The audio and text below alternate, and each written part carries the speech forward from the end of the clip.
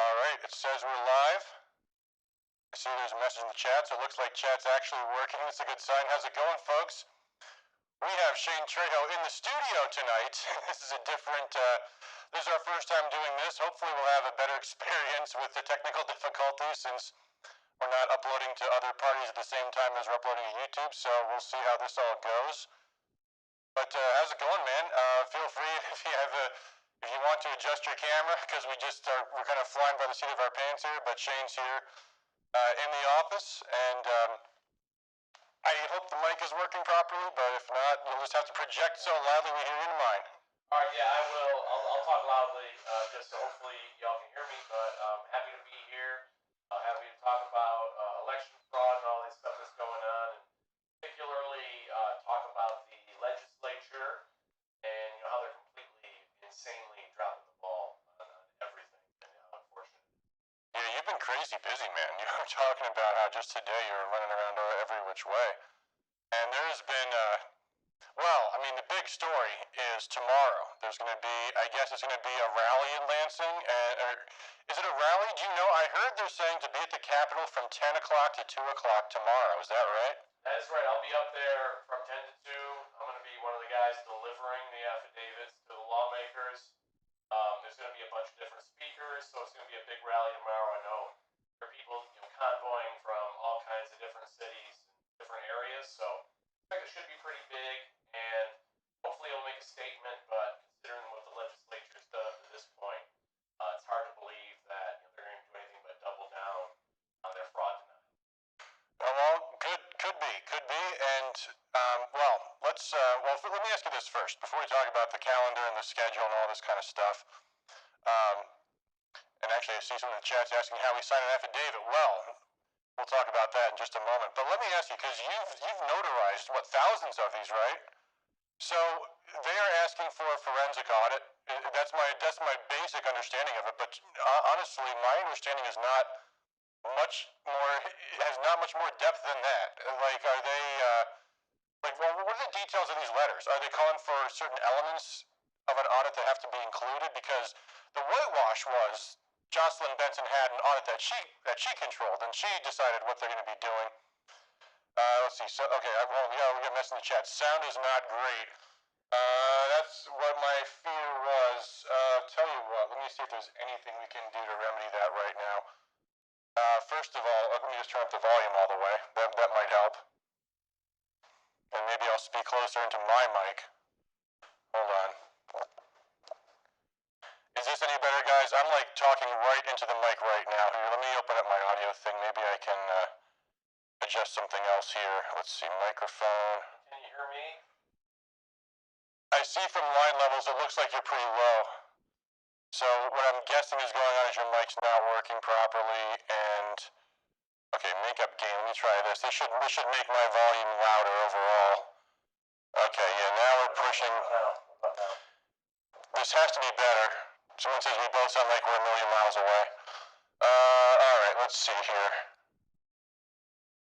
Is there anything you can turn up louder at this point? Let's see. I did turn up my mic volume. Can you hear me better? Let's see here. Hold on. Equalizer.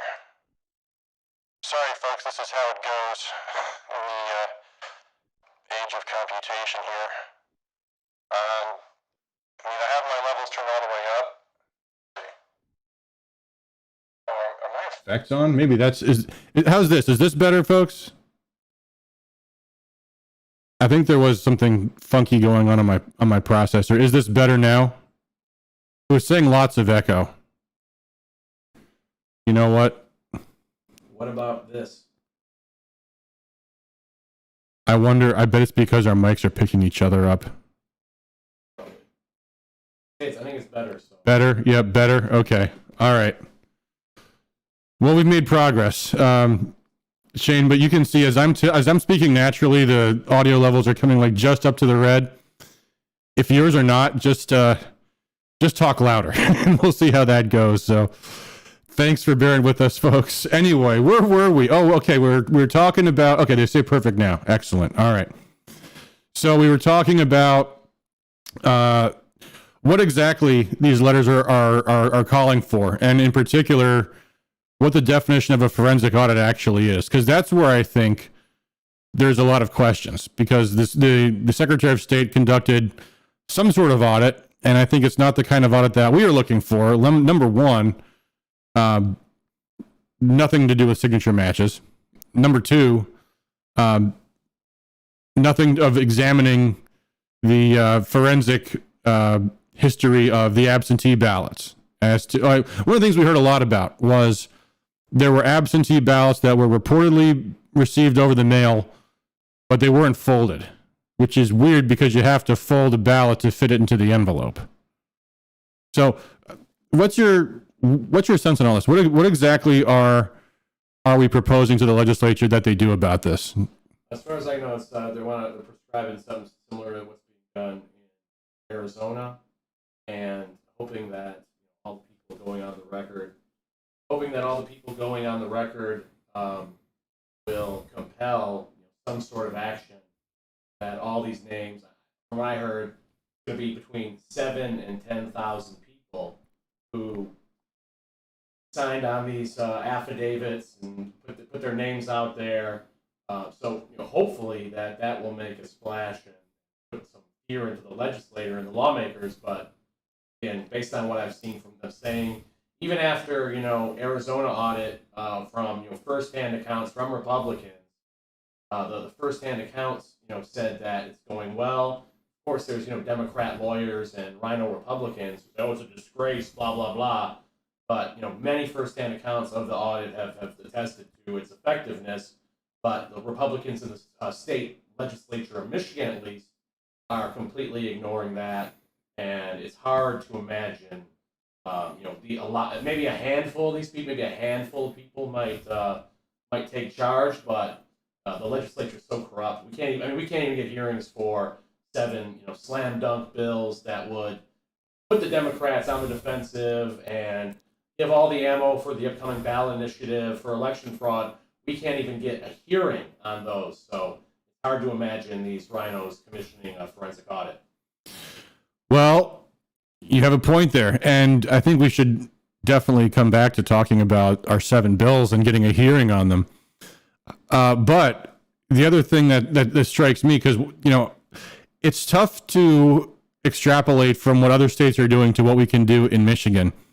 And one of the things that struck me was Arizona has a Republican legislature, as we do, but they also have a Republican governor, as we don't. And what we're going to be, one of the things that I've noticed when I worked in the legislature was they have a real negative attitude towards making a good fight if it can't win. Like, if they can't get a bill signed into law, they're like, well, what's the point? And, I don't necessarily see things that way. I think getting the governor to veto good legislation is something we should be doing all the time. Make her go on the record. I mean, one of the things that happened, I don't know if you remember this story, last year, there was a bill to fund the wrongfully imprisoned compensation fund, and it was for prisoners who were wrongfully imprisoned. And maybe they were right or maybe they were wrongfully convicted, but they were determined by a court of law to be wrongfully convicted, and the state of Michigan had passed a law to say you guys are entitled to, I think it was $50,000 a year for every year that you were wrongfully in prison. And what happened was there's the authorization for this. Essentially, this is like an authorization bill saying you are authorized to award compensation for people that were wrongfully convicted. But then separately, there is an appropriation. The legislature has to say, here is the money. And what happened was, before too long, the wrongfully imprisoned compensation fund was broke because they got more wrongfully convicted than they were expecting. So a bill comes up to say, let's fund the wrongfully convicted so they can get their money. And the governor vetoed that bill. This is a bill that passed I think it was entirely unanimously in the House and Senate. And the governor vetoed it. And, I thought that was a great thing to have on her record, a great black eye, that she would do such a petty, vindictive, spiteful thing. And the reason why she did it was because she campaigned on saying, I'm going to veto any bill that spends money that's not a budget bill. And because she's defined by her insecurity and she's defined by proving what a tough bitch she is, she vetoed that bill. And so they had to wait an extra, I think it was 3 or 4 months for the legislature to put the money into the budget bill. And, you know, that's the kind of thing where if you have serious, sound election integrity legislation and the governor vetoes it, that's to your benefit to go out and campaign on this stuff. But their attitude is, well, she'll veto it, so what's the point of doing this? Well, I mean, I think that attitude is just a cop-out. They're in on it. They don't want to investigate this stuff. They probably have dropped the ball. The Republicans have dropped the ball in a million different ways. Or, they just happy with the result of the 2020 election because, well, they got that orange guy, out of their hair. So it's like that on anything. It's like that on any bill that they can put up there to make the Democrats look bad. But do their lobbyists, do their special interest masters, do their funders, do their PACs, whoever's giving money to their PACs, do they want that? Do they want the big fight on these issues? Do they just want the wheels to be greased and the status quo to continue? It's pretty obvious what they want, and I think the Republicans who say, "Oh, we don't want to put it up there for the governor to veto," that's just a cop out, and because it's one big party and we're not in it. Well, I mean, I tend to think, and obviously there's a lot of truth to that, but their majority is on the line next year. I mean, if there's election fraud happening, all their careers are in jeopardy. I mean, we only have, I think, a 3-seat majority in the House and a 3-seat majority in the Senate, and they got redistricting coming. I mean, you would think a survival instinct would kick in at some point and say, you know what, it actually probably is important that we take meaningful steps for election and integrity, whether or not the media is going to attack us, and maybe they haven't learned yet, the media is going to attack them no matter what they say or no matter what they do. They're just giving them different things to attack them on. I don't get it. James Leonard says we need Kelly Ward, formerly head of Arizona GOP, to run for Arizona governor. Amen, brother. I can't, I don't control what happens in Arizona, but I have met Kelly Ward before, and she was absolutely rock solid. I supported her when she ran. Did she run for, was it U.S. Senate or Congress? She ran against McCain for U.S. Senate. Oh, unfortunately. That's right. I think didn't she also run against Marcia McSally, or was that someone else? She ran for a few different things, so it's possible that she ran against McSally too. Well, I'm glad she's their state chair because they're doing great work out there. But all that being said, going back to getting a forensic audit, I hope the lawmakers feel the pressure.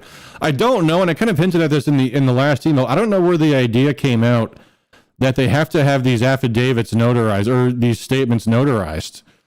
Because that's not what we do, and that's not what we've ever had to do. If you want to pressure a lawmaker, you just send them letters from constituents, as long as you verify. I mean, typically what I tell people is, just make sure you put your zip code on there so they know you're a constituent. Because when there's a big campaign out there and they get a horde of letters and they don't have addresses and they don't have zip codes, they think, well, this could come from all over the state. This could be coming from across the country. You need to identify yourself as a constituent, but other than that, I mean, and I don't know, we were both at the event in Antrim a couple weekends ago, and I don't recall precisely, but I thought I had heard them suggest that an affidavit would somehow compel an audit. And then when I went back and I was looking through my emails, I found an email where they were encouraging people to sign these to get these things notarized. And they were suggesting, well, it's just to pressure the lawmakers, by the quantity of people that are signing these. Did you recall? Did they say that we need to notarize affidavits or notarize statements or letters or whatever to get them in front of the legislature? And by the way, this is a question to chat too. What have you guys heard about this?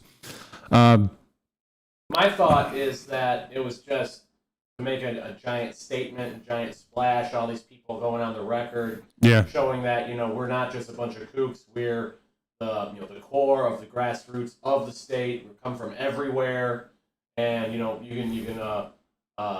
can suffice to say that, for every affidavit that was signed, there's a ton more people behind them. So I think that it's just a pressure mechanism more than anything, but I may be wrong in that regard. Yeah, I got that sense too. That it was like if we put more pomp and circumstance into this, then it's going to have more of a reaction. And I talked about this. I made a video this past Saturday where we didn't go online because A, I didn't have a guest, and B, we were playing a video off of the internet, and given this internet connection where I am here, I wasn't sure it was going to work.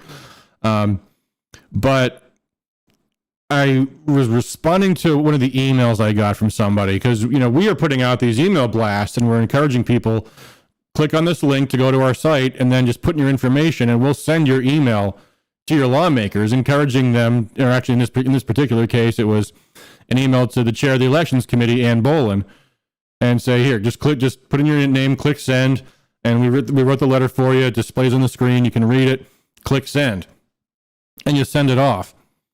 And so someone wrote me this email and said, well, you know, they don't like form letters. They don't want to react to form letters.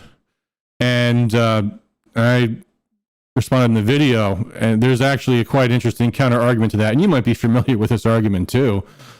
The more difficult you make it for people to contact their lawmakers, the less of them are going to do it. And when people say they're not going to respond to a form letter, they want to get a personal handwritten letter from you. One of the main people that spread that myth is the politicians themselves, because they understand people don't necessarily feel comfortable writing about an issue. They don't necessarily feel comfortable in their writing in general, and they don't necessarily have the time to write their own letter. So what ends up happening is fewer letters get sent.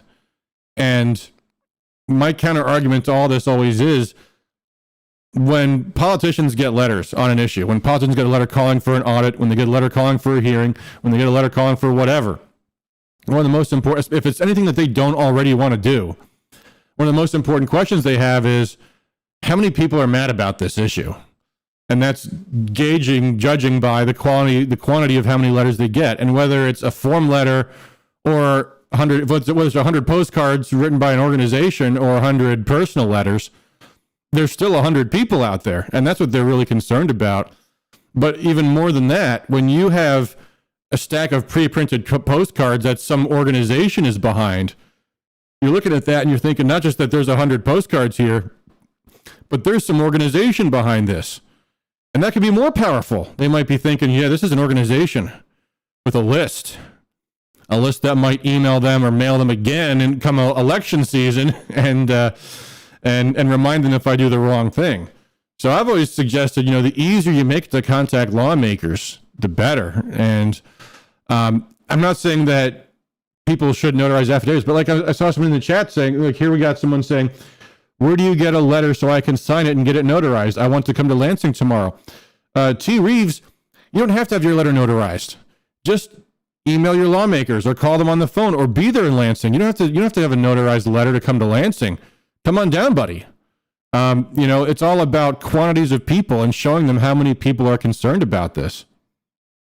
I mean, is there something I'm missing here? I agree. I think that, you know, people should focus their ire mainly on the legislature. The lawsuits that have, you know, I mean, have any of them been successful? I mean, I know the Steve Carroll one before the election was, but yeah, the Steve Carra matter. You know, actually, he corrected me. It's Cara. Okay. I mean, whatever. But is it in Bolin or Bolin? I don't know. I've heard it both ways.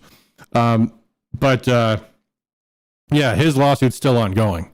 The Antrim County lawsuit is dead, unfortunately, thanks to Judge Elsenheimer, who, let's not forget, he was an elected Republican lawmaker. So, surprise, surprise, he said, and his excuse was so feeble too. You know, I mean, some of the cases that they've dismissed, they've cited this or that error in drafting or what have you. No, Elsenheimer just says, well, we had an audit that the Secretary of State came up with, and I guess that's good enough.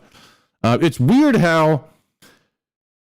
It's like, remember when they said, Federal Reserve, it's been audited. They audit the Federal Reserve every year. Yeah. And we audited ourselves and found nothing wrong. Yeah, what a bunch of BS. Yeah.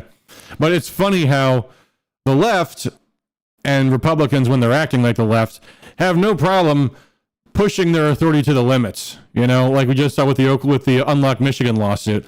Democrat Board of State Canvassing members, no problem trying to roadblock the signatures on the basis of basically no reason at all. But our side just can't seem to find the nerve to challenge the limits of their own power. Hey, you know what, Judge Elsenheimer, if you do it wrong, if you do the wrong thing, maybe you'll get overruled by a higher court, but you know what? You might not. But, yeah, got shut down.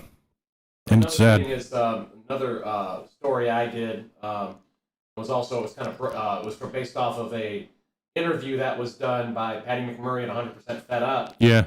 With Steve Johnson. He used the exact same rationale that, the SPLC affiliated Secretary of State did an audit and she found nothing wrong, so everything's just fine. I'm never going to pursue an audit regardless of what they do in Arizona. So yeah, that was a guy who we had high hopes for when he went into office. An audit. That's how people can be corrupted no matter what ideological bent they come from. Yeah, an audit on her own terms too. She decides what we're going to look at. And let's not look at the signatures that I illegally allowed to be presumptively counted. Let's not look at the absentee ballots and see if there was a strange, mysterious lack of folding for ballots that were said to have been sent through the mail. By the way, just to return to this point, because I see Joe Leonard in the chat. Nothing beats a handwritten letter and a handwritten address envelope. I disagree, sir. I think the form letters are actually more powerful. When I work in a legislator's office, when you get one handwritten letter, you got one constituent. You've got one vote you might lose if you don't do what they say. When you get a letter from an organization, I mean, I guess if it's only one postcard, it's still only one constituent. But when they come in batches, it makes a big difference. And also it makes it easier to count too. One of the things that I remember, because I was a legislative correspondent for Kerry Bentivolio, and I was basically the editor of all. We had multiple legislative staff that handled different policy areas, and I did my own letters on those. But I was also kind of the copy editor for the others. And the most frustrating thing was when a letter was addressing 3-4 different topics, because you couldn't just copy and paste a letter to respond to it. You had to write a personal one. And at the end of the day, when you're overworked and you had too much else going, you'd be like, you know what? That's only one guy. But when you get the 1,000 letters from Gun Owners of America that all say the exact same thing. This was in 2013. This was right after Sandy Hook, and everyone was trying to ban guns. So we got thousands and thousands of these letters. Those are the ones we took our time to answer because we knew there was thousands and thousands of people that were pissed off about this. So, it just comes down to simple numbers. One person sending a letter isn't going to vote out a politician. Yep. They get 5,000 letters from people who are their constituents or presumptively their constituents. That's going to cause them to be scared and think that be more likely to change their behavior. After all, we should know that most of these people, the vast majority of these people, do not have consciences. They'll go with the flow. They'll do whatever their handlers tell them to do, as we saw after the election steal last year. So we need to put the fear of God into them that they're going to lose their jobs if they don't do the right thing. That's only done by organizing groups and having the numbers to show that you mean business and you can get rid of these bums. Yeah. Well, I'm not entirely certain. I would ascribe every single one of their motives to bad faith, but I think also they are also the subject of their environment, and this is what's so frustrating about these bills not getting a hearing. These 7 bills that we put together is that every single one of them can be traced to something that we can prove, something that we can show. We need to have poll challenger rights because poll challengers' rights were serially impeded. We can prove that we need to have a bill on having bipartisan apportionment across poll workers because we can prove what they did in Detroit was they systematically avoided hiring Republicans and hired instead partisan Democrats and children to run the show. We can prove that they have no security features on their ballots. We can prove from news stories and from documentary evidence that absentee ballot fraud is a real thing. We can prove that there's an extraordinarily high number of precincts in Detroit that are called unrecountable because of quote unquote unexplained clerical errors that need to have the facts determined in them. And what I'm getting at here is a lot of these lawmakers, they hear the clamor in the media constantly from the left's talking points. And they hear maybe some of our voices, which, some of us are extremely rigorous and some of us are extremely angry. and they're not sure necessarily what to sort through. And that's why hearings are important. You know, hearings in a big way, committee hearings are like political theater. You know, the politicians' minds are already made up. They've already talked to the special interests. They already know what the bill's about. They already know how they're going to vote, but they're keeping up appearances that this is a process. But what I've found also is, especially on more difficult bills and more controversial topics, a lot of them are grasping for talking points. They don't even know what the talking points are. They don't know the basic facts. And I'm not dismissing their responsibility. It's their responsibility to know all the different ways that the election went wrong.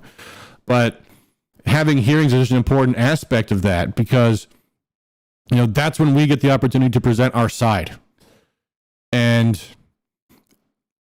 our time is short on this. And they're parroting the talking points. Oh yeah, there was not. The Secretary of State did one, and she found nothing wrong. Imagine that.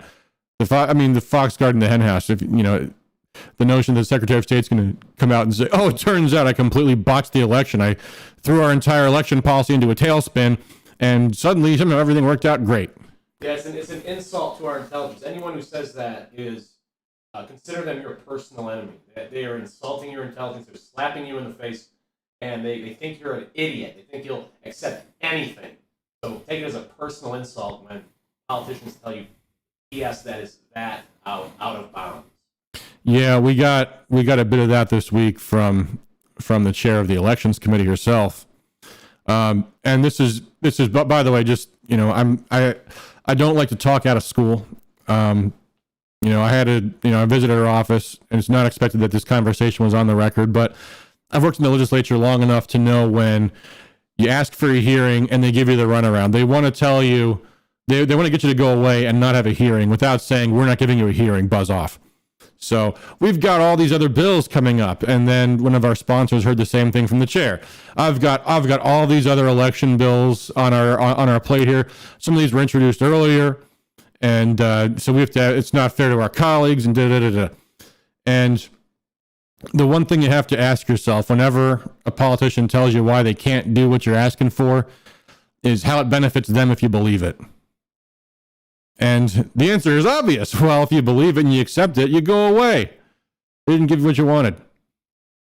And so we looked at all of the bills before the House Elections Committee. If you haven't seen this video, on our YouTube channel, which you are at if you're watching this, just click on the channel link just below the video, and it's the previous one. We went through every single bill that's before the House Elections Committee. And boy, there weren't a whole lot of big ones out there to speak of. And then we had the bills that were brought up for hearing yesterday. So hold on, let me pull up the let me pull up my email here. Give me 1 second here. We should go through these, because let me ask you folks, we've talked about our 7 election bills. I will just remind you what those 7 bills do. Let's see here. Hold on 1 sec. I just want to pull up this email because I laid it all out very nicely here. We had that was today's email, or that was last night's email. Let's see here. Ah, come on. I tell you, it's so hard to find your own emails when you're looking for them. Hold on. Well, anyway, while I'm looking, let me remind you guys about these 7 bills. 1, rights of poll challengers, including requiring that all poll workers be trained to know that impeding a poll challenger is a felony. Forcing poll workers to wear name tags so they can be identified if they illegally expel poll challengers. Allowing poll challengers to record proceedings so they can document the evidence if they need to for a criminal complaint or anything like that. Bipartisan poll workers, making sure that poll workers get that Republicans who are actually known to the party get preference over those who just put down, I'm a Republican. Because in Michigan, we don't have partisan voter registration. There's no way to verify who anybody actually is, a member of a party or not. Security features for ballots, watermarks, microprinting, allowing canvassers to rescind certification if made under duress, allowing for the facts to be found out in unrecountable precincts. What else do we have here? Oh, yeah, not allowing the tabulators to connect to the internet. I think a few people out there care about that a little bit. Here are the bills that we had before our committee instead this past Tuesday. We had House Bill 4192, prohibit a local candidate for public office from being appointed to that office if the incumbent dies. House Bill 4196, require political robocalls to disclose who paid for the ad. House Bill 43, I think they're supposed to, but there's a loophole on that one. House Bill 4305, eliminate the requirement campaigns disclose how many people attend their fundraisers. So right now, if you run for state senate or whatever, you have a fundraising event, you're supposed to list off how many people showed up to that fundraiser. You have 4425, allowing state minor parties to change their name if the national party has. So, for example, the U.S. Taxpayers Party changed their name to the Constitution Party. This bill would allow the state U.S. Taxpayers Party to change their name. And then we have the all-important House Bill 4788, authorizing villages to adopt term limits for their local lawmakers. Now, as we said in this email, I don't think these are the highest priority. What do you think, Shane? What are these in your top 100 election reforms that we needed? No. I mean, it's just absurd. I mean, I always, Anne Boleyn, she showed up a lot to the Lakes Area Tea Party, where I speak, before the election, talking a good game about how she doesn't support, how she was, fighting to stop election fraud before the election, talking about how they were going to steal it, explaining how they were going to do it. Then they do it, and what does she say? Oh, there was no fraud. So just the height of cowardice. Steve Johnson is the height of cowardice. She's 1A underneath him. Just some of the worst oath breakers ever to serve in Lansing. Well, Johnson's been good on some things, not so good on some other things. I'll say that. But yeah, I mean, it's stunning. And someone emailed us and was saying, hey, come on, be more fair to these hardworking politicians because they have done so many great things for us. And even on election integrity, the email suggested. And unfortunately, it doesn't work that way, folks. And there's two sides to this. The first side is the danger of lavishing praise on lawmakers when they actually do the thing they're supposed to do in the first place. I mean, is it unreasonable to ask for election integrity after what happened in 2020? Because to me, I think it's kind of something that should be expected of them. They shouldn't need to be pressured. I mean, we only drafted and asked for and introduced, well, technically the 7 lawmakers introduced these 7 bills, but we've written about them on our website months earlier. So not to toot our own horn or anything, but we had something to do with coming up with those bills. Why did we have to? Where was anybody else in this? And as we were talking about earlier, their own majority is on the line in this next election. You'd think they would be concerned about this.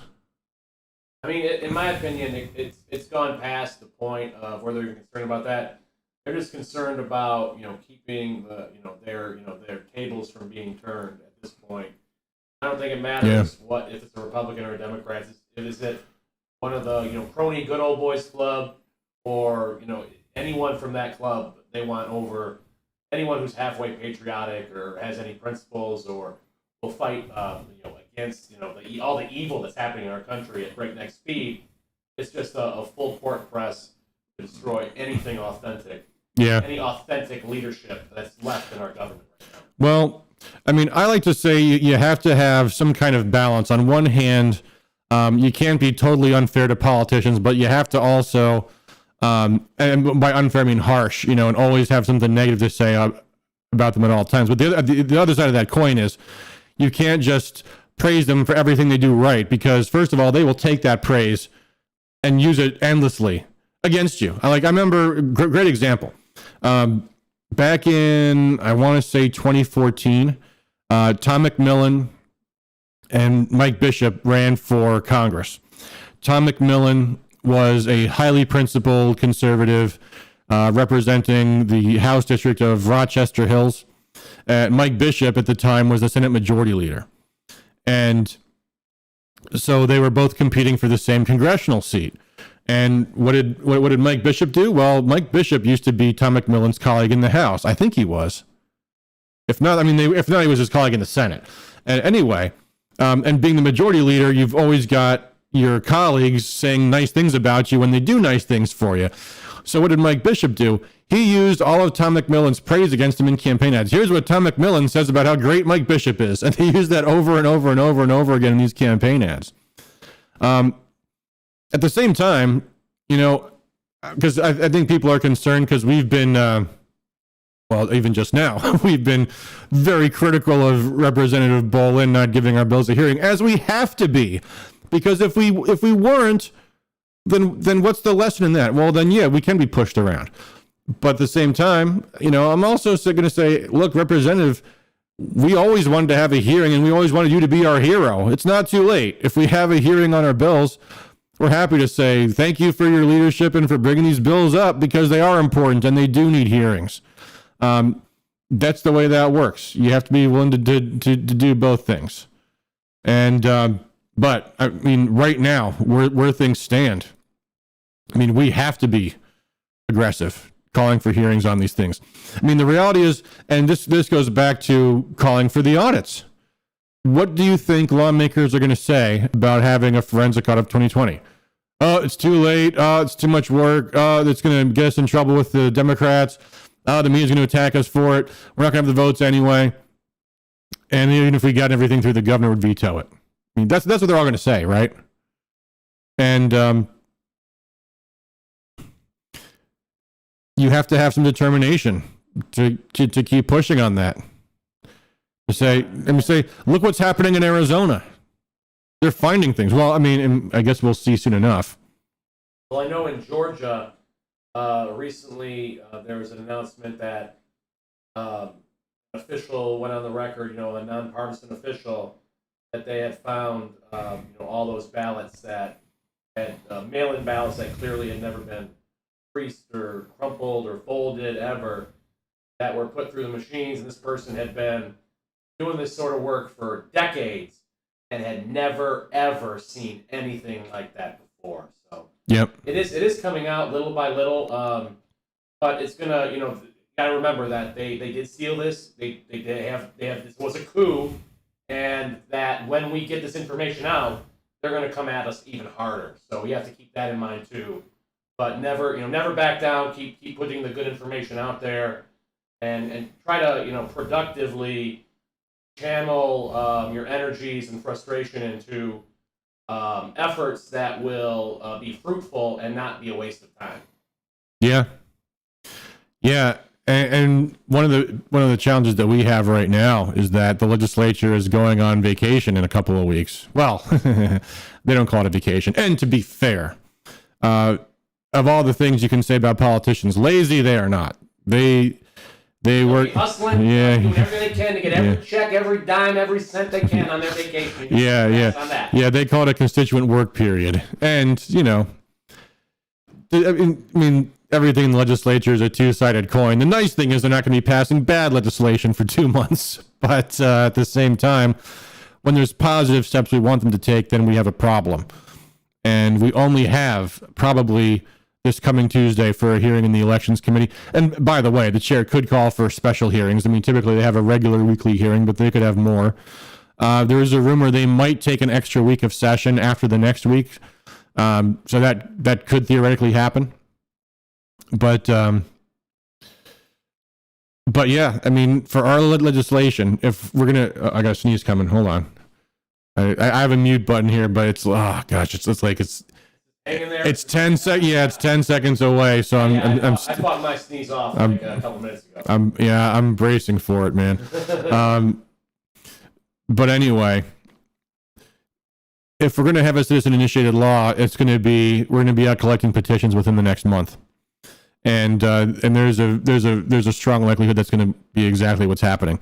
But all the more reason we want to have hearings the sooner the better on these policies, to prove how strong they can be defended. Because that's the other thing that politicians love to do is, well, perfect example is, why didn't the legislature go all out against Whitmer when she enacted the most radical takeaway of civil liberties in American history last year? And they were supporting it. They were hearing from their from their handlers, from their lobbyists, from the people they listen to. They never listen to constituents. They listen to their handlers and lobbyists. So the polling shows that everyone's with Whitmer and Whitmer's a strong leader.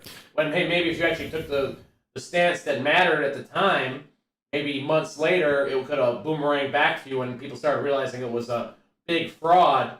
But the Republicans, as usual, had no spines, and the damage has been done. The psychological damage has been done to the population. They're still wearing masks, and they'll probably never recover. Yeah, they didn't have. Their attitude is, this is a good issue for Whitmer in the poll, so let's not challenge that. And it's like, well, it's not going to change if you don't challenge it. You're supposed to be the opinion shapers, not the opinion followers. I mean, it's like, I remember when I was working on Rep. Riley's campaign the last couple of cycles. He was the only guy, if anyone running for any local office, I mean, any office locally, right? In his whole district, you had people running for school board and city council and Congress and everything else. He was the only candidate that had the word Republican on his yard signs. And we knew the reason why, because one of the meetings we attended, they said, yeah, the Republican brand is bad. So don't put Republican on your campaign materials. Like as if the voters are not going to figure that out when they vote for you on at the polling places on election day. But the idea was we're going to run against the Republican brand. It's like, well, the Republican brand's not going to get any better if you don't defend it. But that's their attitude. They claim to be just following along with what public opinion is, neglecting their own role in shaping it, but it's also such a convenient way of not standing up for, not standing up for the controversial facts, not standing up to the establishment, not standing up to big tech, not standing up to the donor class who don't support hardly any of this stuff. So it's wild. Yeah, it's pretty. It's really painful and humiliating to watch this happen to our country. But the good thing though is with Rescue Michigan, we are working with dozens of grassroots groups. We had a very successful conference call a few weeks back. We brought on a bunch of different group leaders. We're really happy with what we're doing in terms of the database. So the good news is there's a lot of grassroots groups that are popping up. People are generally, if our politicians aren't aware, our politicians are out of touch, the public, the masses have their finger on the pulse of what's going on. And Trump, for his faults, he really woke a lot of people up with all of his, messy public battles from the Russiagate all the way down to the voter fraud. It opened a lot of people's eyes that would have never been opened otherwise in a million years. So we have to, shake off the frustration and disgust with what's going on in our country, and we have to organize at the grassroots level. That's our last hope at taking back our country. We better do it now while we still have time. Yeah, this is urgent. I mean, I've been involved in politics for like 12 or 13 years or so, and every single election we say this is the most important election of our lifetime, but I'm not sure the stakes can get any higher at this point. We're seeing the active destruction of this country happening on a daily basis everywhere. It's gotten absolutely insane to the point where our military is crippled, our education system is an absolute shambles, and even, by the way, for those of you who have been following the Lucas Gerhardt case, Lucas's attorneys actually were on Nick Rekieta's podcast last night, or one of his attorneys was. I'm going to put this up for you on the screen just so that I can show you. If you don't know who Nick Rekieta is, he's interviewed me on his show a few times, including when the Detroit Leaks tape came out. Hold on, I got to sign into YouTube. But he runs this podcast. Basically, it's a YouTube show, not quite a podcast, but he runs it every weeknight, starting at midnight and going on for hours. And where are my what's going on here? Oh, hold on. I'm logged in the wrong account. Gosh, this is such a mess.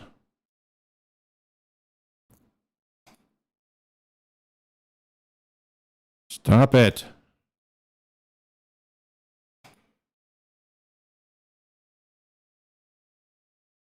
All right. Sorry. Well, anyway, Phil Ellison, he was Lucas Gerhardt's attorney. He also was one of the attorneys that sued the governor over the lockdowns.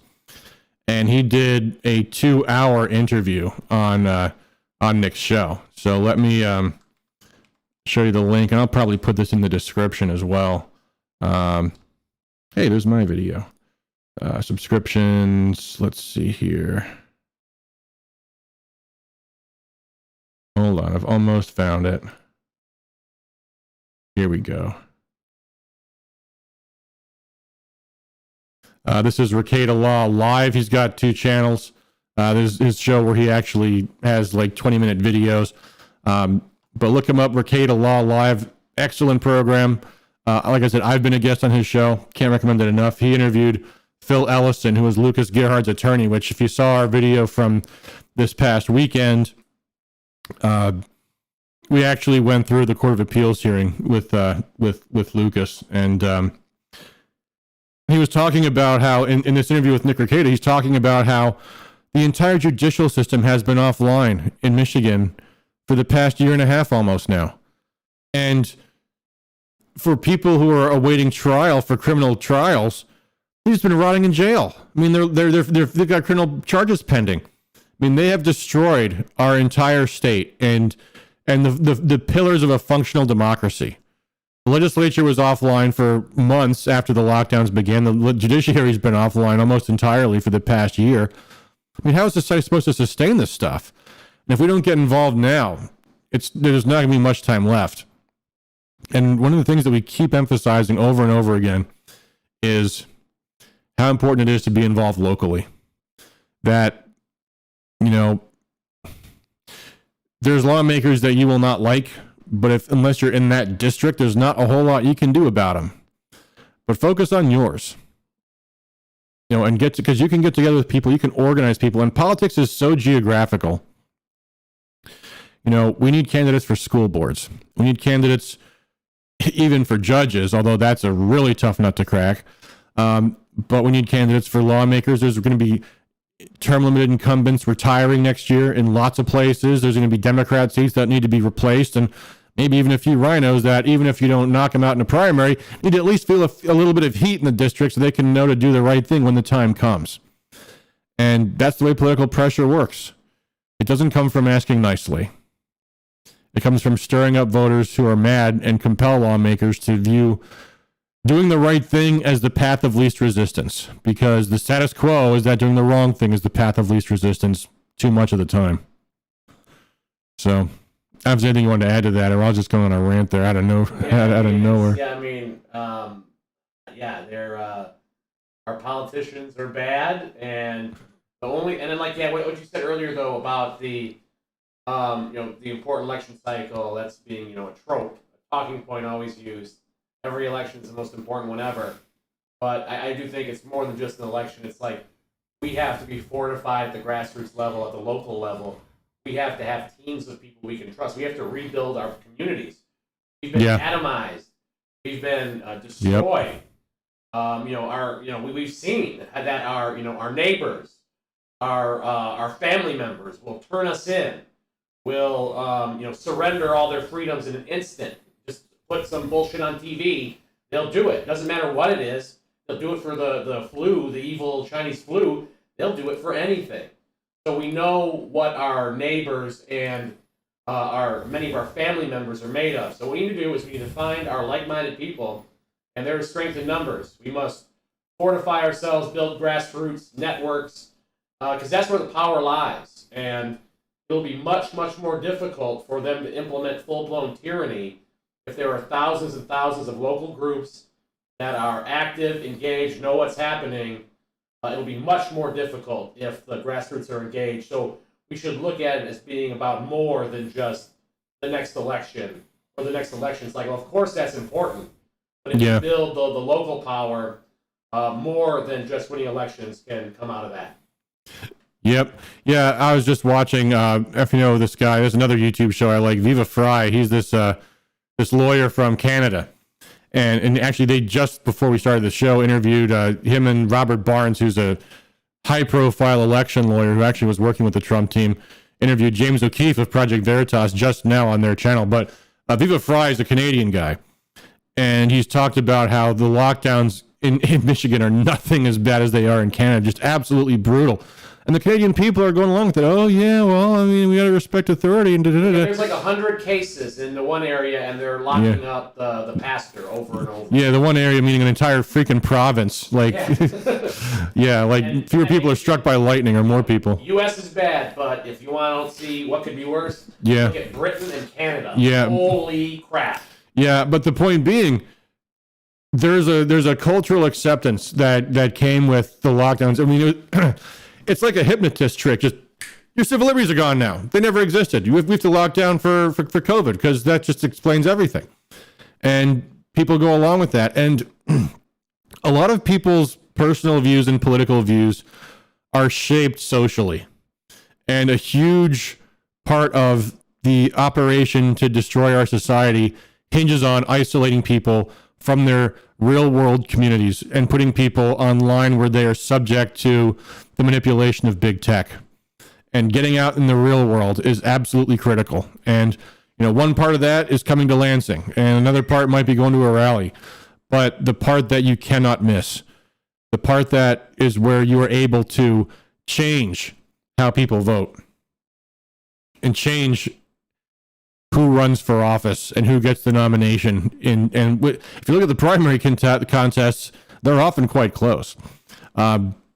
Grassroots local organization is critical, and that's going to be the strategic focus of Rescue Michigan over this summer, starting probably as soon as the legislature adjourns. We're hoping to have reform petitions done, ready, and if not our group, some group will be working very closely with to get these petitions signed, and importantly, to use that effort as a tool to build local organizations. I like to say it is what we call an opportunity battle. It's not that we're, obviously collecting signatures is work, but if the work is going into building groups for the long term, and when people sign your petitions, you're talking to someone who feels the way you do about what's going on in our country. They're an opportunity to build the infrastructure so that when April 21st or whatever date the candidate filing deadline is rolls around, you'll have knocked on so many doors, you'll have identified ideal candidates for school board races and other races. And you'll have the volunteer base, the people organized who can be activated to get the right people into office. And that is an ongoing challenge in politics. It always is. So that's what I think we're going to be focusing on in the very near future here. All politics is local. Yep. It's true. Everything about politics is geographical. I mean, you're the 11th district chair. How much time do you spend thinking about the 8th district? Too much because of Norm Schinkel, but not yeah. Yeah. I mean, we've covered stories in Oceana County. I got a call from someone in West Michigan yesterday who wants to build a local organization. I'm like, great, because I can't build an organization in West Michigan. I'm not there. I mean, I can come out to talk to a group now and again, but I can't run a day-to-day organization 200 miles from me. I'd love to, 300 miles from me in Chippewa County, because we got to find someone to replace the county prosecutor there over the Lucas Gerhard case. But I can't do that. All I can do is build the tools to allow people to build a group where they are, and hope that we have patriots in Chippewa County that'll answer the call. But that's the way it's going to go. So anyway, we've been on for almost an hour now, and we've gone over a lot of topics. I don't know if there's anything more we really want to get into. Yeah, if anyone in the chat wants to ask a question, that'd probably be a good way to end today. Yep. Any questions or comments that you guys may have that we could address before we finish up about around the hour mark. Yeah, I'll just say, because I don't know if I want to talk about this, and I really don't, although I feel like if we don't talk about it at all, people are going to wonder. Because there's been a lot of drama lately among the different grassroots groups. Yeah. And in my experience, first of all, that's the norm. That's not the exception. People disagree over tactics. People disagree about strategy. People disagree about policy. And that's just the way and people have different priorities, and what's most important to some people is not important to others. And people disagree passionately. I mean, I thought about talking about the Convention of States movement today, and I decided not. Well, actually, just it didn't come up. But there's people who passionately support limited government who feel passionately on both sides of that, and that's just the way it goes. And yeah, a lot of good people who support that. And it is politics, so emotions run high all the time. And of course, another aspect of it is money. Because there's only so much donor bucks out there, frankly. And I don't know it's entirely that way. It's not entirely a zero-sum game. I think people donate to the causes that they most like to support, but I think also they donate more when they find more causes that they want to support. It's not like supporting one cause means you can't support another, although we all have limited financial resources, and that's just the way it goes.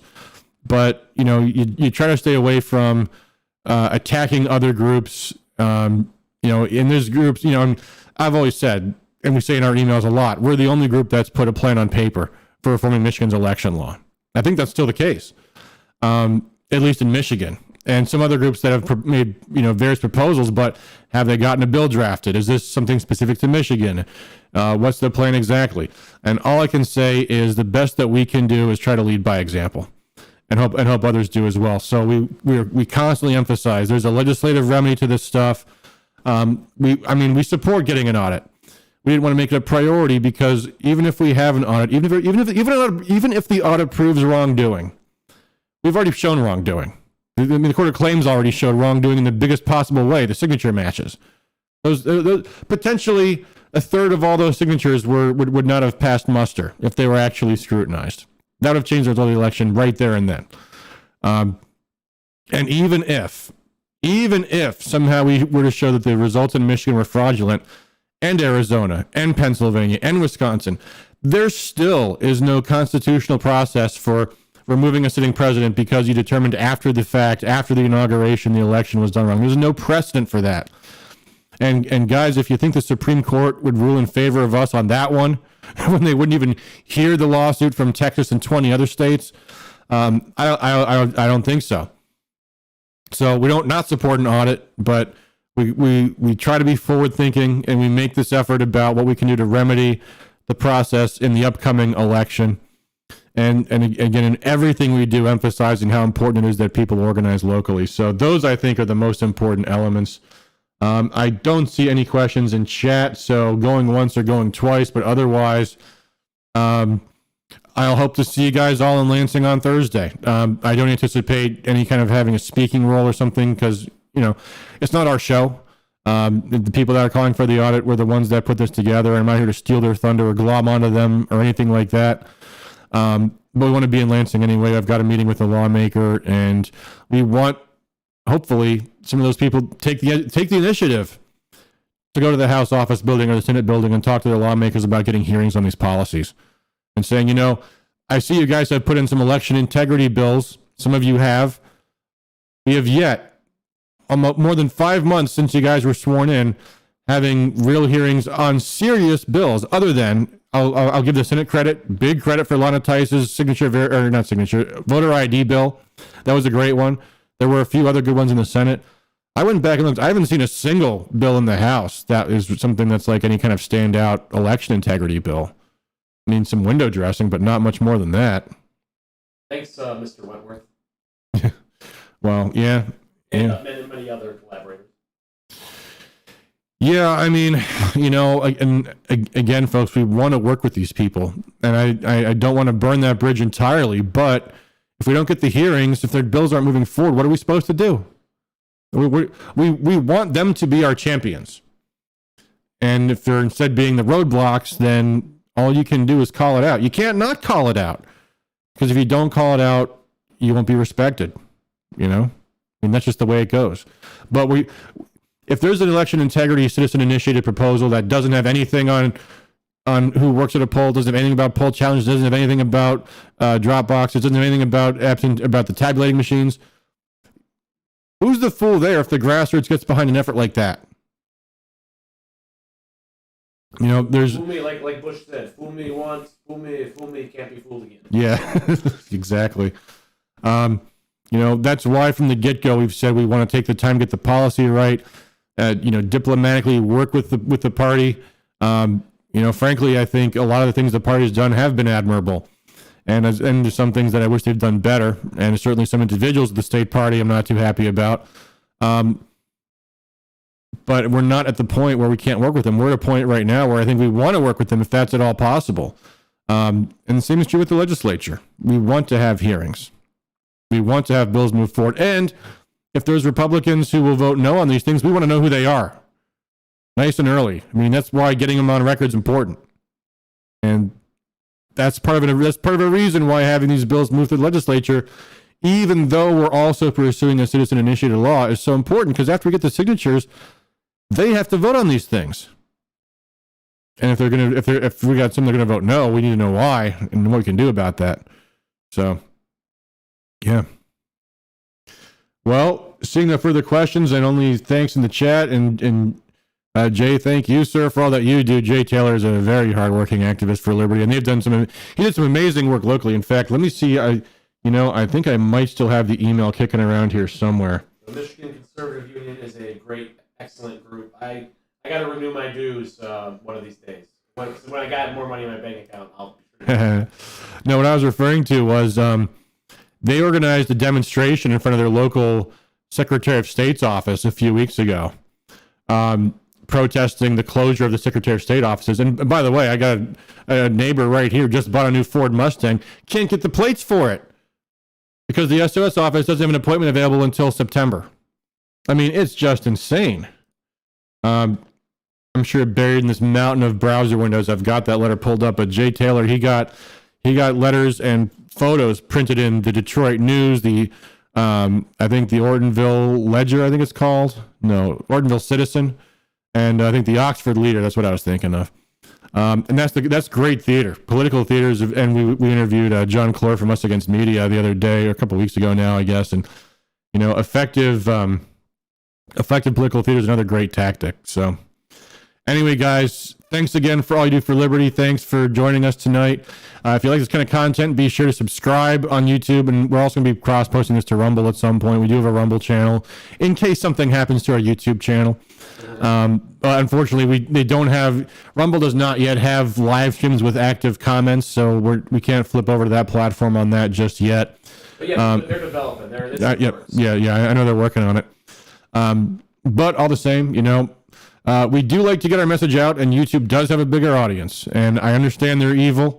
I know that, but we're not monetized. We're nowhere near that point yet. But anyway, if you like this kind of content, subscribe. Leaving comments is really helpful too. That helps get the videos more coverage. And sometimes people stumble upon this kind of content and decide they like it. So the more, the better. So hope to see you guys all in Lansing tomorrow. At the Capitol, and perhaps in the Hob, the House Office Building, talking to some lawmakers about these election bills. And by the way, with what we were saying earlier about the hazards of praising lawmakers, there is one exception to that I would note, and that is our champions. Because the fact is, when we criticize, right or wrong, when we criticize Ann Boland, the sponsors of these bills are going to get an earful from her about this. You guys are sponsoring legislation that's making my constituents mad or whatever. I don't know how, she wouldn't say it like that, but you know what I mean. They did go out on a limb sponsoring our bills. And there is a political price for that. So hooray for the good guys, the small handful of good guys. Yeah, I mean, there's at least 7. Riley, Cara, Eisen, Maddock, Griffin, who am I forgetting? Oh, shoot. Rendon, thank you. And Paquette. Yep, those are the 7 bill sponsors. They didn't have to take these up. The Magnificent 7. Yep. And Paquette had one of the bills we actually didn't like that was in the Elections Committee a few weeks ago. But give him a break because he sponsored our bill, so, and that's an important thing. So, always try to, like when Rep. Riley first got elected, I said, you don't want to be the go along, get along guy that betrays his principles. I know you don't want to do that. Obviously, I don't have to tell you that. But don't be like Justin Amash, where nothing is ever good enough. You can never be pleased. You're always going to be mad at somebody, and you're always voting no, and you're always speaking ill of your colleagues. You got to be willing to be on both sides of things. And you want your vote to be in play. You don't want them to think you're always going to vote Republican no matter what. You don't want them to think you're always going to be mad no matter what, because then what's the difference? You know, you want to have it where when they have hearings, when they have votes, when they do the right thing, suddenly nice things start happening, you know? So you gotta be willing to be on both sides of these things. So anyway, all right, guys, I've gone long here with that rambling rant there. But again, showing up is important. And again, look, I don't know where we got the idea that we need to sign affidavits to contact our lawmakers. It doesn't work that way. Just write them, just call them, just make your voice heard. That's all you got to do. I don't know where they got the idea that this is going to compel an audit somehow. I wish that was the case. There may be some legislation coming up soon to call for an audit, but unfortunately, given the realities of the calendar, I don't think we're going to get anything done before they go on their break in a couple of weeks. But that doesn't mean you can't call for action on these things. So, all right, guys, thanks for all you do for liberty. Again, if you have any questions, leave a comment down below. We'll try to answer them. And again, be sure you go to rescuemission.com. If you haven't already, get your voter file and get to know your neighbors, because guess what? People that think like you, they are everywhere. They're in your own neighborhood. And when you go to Lansing tomorrow, you'll meet lots of great people that feel just the same way you do, who are already engaged. But what gets us to victory is bringing in the people who are not yet engaged, but want to be and don't know where to start, don't know where to look, don't know who to talk to. That's where you can be there for them. And that happens not in Lansing, not online. That happens right in your own neighborhood. So, all right. Thanks, everyone. Thanks for all you do for liberty.